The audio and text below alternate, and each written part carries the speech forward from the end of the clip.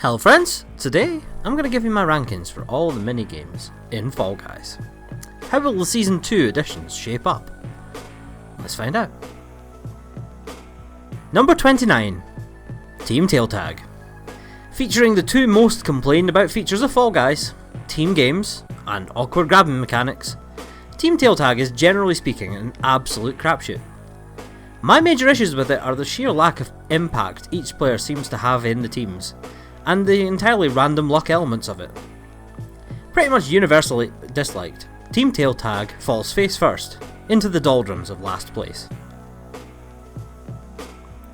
Number 28, Jinxed.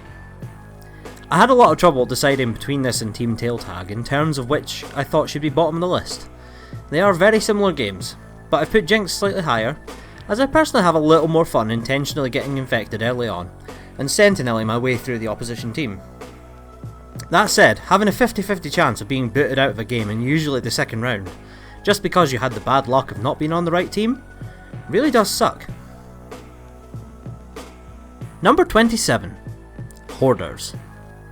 You may be sensing a pattern here that I just don't like team games, and that is true to some extent, but I'll try to redress that balance somewhat later on. Hoarders is great in principle, but that's really just as far as it goes. What could be a fun team game is generally ruined by the dump on yellow meta that seems to run throughout Fall Guys as a whole. Item 1 on the improvements list really should be changing the overtime mechanics. If there's not a clear losing team, the team carrying the lead should be put through. Number 26, Hexagon. Let's move away from the team games briefly. This is one of my most contentious rankings. Hexagon is one of the final games, and for me it's probably the worst of the lot. I find the jumping mechanics hugely inconsistent in Fall Guys, and in a minigame where those mechanics are in the absolute forefront, the limitations kind of really affect the enjoyment of the game. I can see why others enjoy it, it's just not entirely for me. Number 25, Egg Scramble. Okay, back to the team games. Egg Scramble can be, on its day, very fun. My problems with it are mostly the same as the problems I have with Team Tail Tag. The grabbing mechanics are too inconsistent, and if you just so happen to fall on the team with the arbitrary wrong designation, you're out. But, diving headlong into the pile at the start and coming out with the golden egg in your possession is pretty cool. Number 24, Perfect Match. Oh, Perfect Match. You could be so much better than you are, but as things stand, you just aren't a lot of fun. It's easily the most different Fall Guys minigame, and it does earn points for that, but it's just too easy. It's common to lose 1, 2, maybe even no players at all in this one. Number 23, Egg Siege.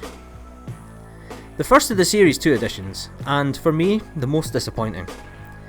Egg Siege is essentially a reskinned Egg Scramble, barely adding anything to the overall gameplay, while making it even easier to steal eggs from the other nests. Everything I said 90 seconds ago about Egg Scramble is still relevant, but the drawbridges across the centre at least add a little verticality that's sorely missing from the base game. Number 22, Tail Tag. More fun than its team-based brethren, or at least it can be. Tail Tag is an all or nothing showdown to see who has the most patience. Unfortunately, it still relies on the inconsistent, to put it generously, grabbing system. It could also stand to be a shorter game than it is. As it stands, the first minute or so is pretty much entirely irrelevant. Number 21, Rollout. Also one of the more unique minigames, Rollout has solid potential to be a top 10 game if it were tweaked slightly to include a couple of variations. In its current state though, it's very repetitive, and games can go on for far too long before the requisite number of people are eliminated. It's also a game that can be affected very strongly by griefers. For me though, the biggest mark against it is its ubiquity. It seems to come up every other game. Number 20, Jump Club. A staple of the novelty Assault Course TV shows that inspired Fall Guys. Jump Club is a classic jump over the bar as it goes around game. It's not much more complicated than that. It's very simple fun, and it's by no means bad, but there are far more innovative minigames, and that's what keeps it from getting too high on this list. Number 19, Hoopsie Daisy. This is one I'm really loath to put too low in the list, but hear me out. Early in Season 1, this was one of my favourites. Sadly though, it is a game where your own personal efforts mean very, very little. If you're lumbered with a lesserly talented team, you will lose. Simple as that. They've improved it though. More on that later. Number 18, Royal Fumble. The second of the 4 finals on this list, Royal Fumble might not be expected to be as high as it is, given my dislike of the tail grabbing games, but it does maintain the admittedly limited fun elements of those, while also being excessively frantic, as everyone who doesn't have a tail chases the one person who does. It's pretty much worthy of being a final game, and its rarity does earn it points. Number 17, Jump Showdown.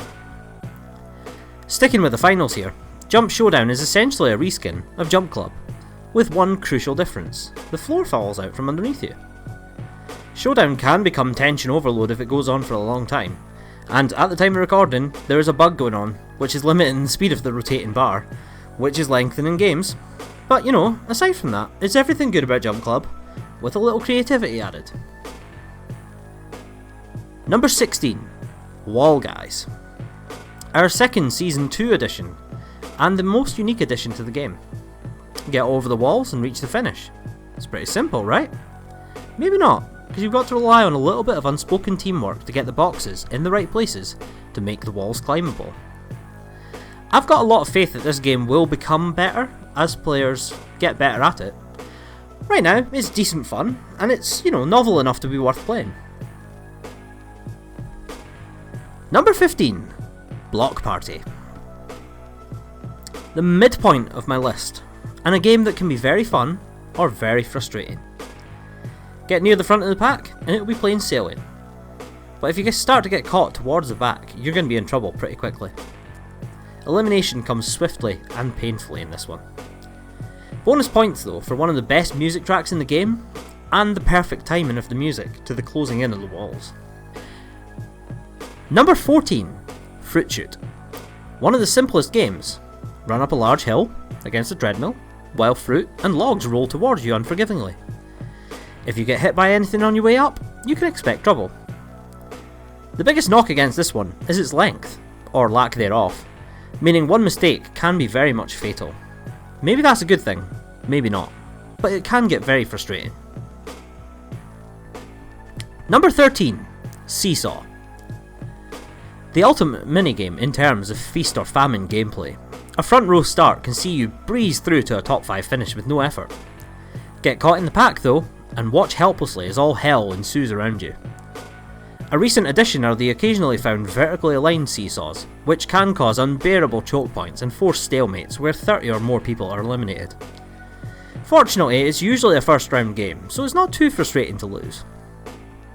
Number 12, Fall Mountain. The fourth and last final game to feature in this list, Fall Mountain is as simple as it is difficult, without ever really being too frustrating. Dodge the many obstacles as you run up the hill, and dive off the final platform to, hopefully, grab the crown waiting for you at the end. It could potentially be improved by making it a little bit longer, because just now one mistake is usually enough to deny you the victory. But if you play well, you'll be rewarded. Number 11, DoorDash. Coming straight out of Takeshi's Castle and just missing out on a top 10 spot is DoorDash. A barrel of laughs, especially when played with a squad. The only real downside to DoorDash is the bottlenecking that always occurs in the middle of the pack, that can really lead to your odds of survival becoming a bit of a crapshoot. The addition of a Yeetus at the bottom though is fun, and it can bring victory from a hopeless situation. Number 10, Gate Crash. It was tough deciding between DoorDash and Gate Crash for which should make it into the top 10, but Gate Crash takes it by virtue of having a slightly better skill to luck ratio. The slime slide down to the final gates is outrageous fun, particularly when it goes wrong, but one mistake here can really spell the end of your game. Number 9, Rock and Roll. Finally, a team game that actually does things right. The game is split into 2 parts, first an obstacle course to try and manoeuvre around, and second, just a big hill to try and get to the bottom of.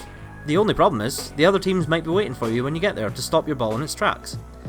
Of course, you do still need to rely on some teamwork here, but it's very possible to get a win with only a couple of strong players, and that puts it pretty high in my estimation. Number 8. Tiptoe. What do you do when you can't see the path ahead? You push someone else into going first. Tiptoe is an absolute blast to play. Elements of skill and luck both come into play, but to qualify you will need nerves of steel, as this brings some of the tensest gameplay to be found within Fall Guys. As soon as the final path is revealed, you'd better be ready to make a dive for it. Number 7. Hit Parade. What I like most about Hit Parade is its gradual progression in difficulty. The log bridges, not too hard, and if you mess it up it doesn't matter. The swinging balls, easy to see coming, but they're a bit harder, and you know, more penalty if you do fail. Sliding bollards on a slippery, slimy surface, best hope you get through, because if you get stuck, you are done like dinner. A lot of fun, and a great opening round. Number 6. Dizzy Heights. Be prepared to swing the camera around over and over, as you'll be visiting a lot of rotating platforms here. Every last part of this level can slow you down to a crawl in no time flat, so a steady hand's required to navigate the spinning plates. Get to the end, and the newly added Big Yeetus could let you skip the final obstacle, if you manage to time it properly. Number 5. The whirligig. We're into the top 5 now, and we're starting with the whirligig. It's another first round staple, and until recently the best and most fun of all the first round race possibilities. There are few better feelings in Fall Guys than starting a round of whirly with a nice bit of golfing to give yourself a strong lead. There's a lovely element of risk versus reward too later on, with the middle path proving a quicker but more dangerous route compared to the 2 side paths.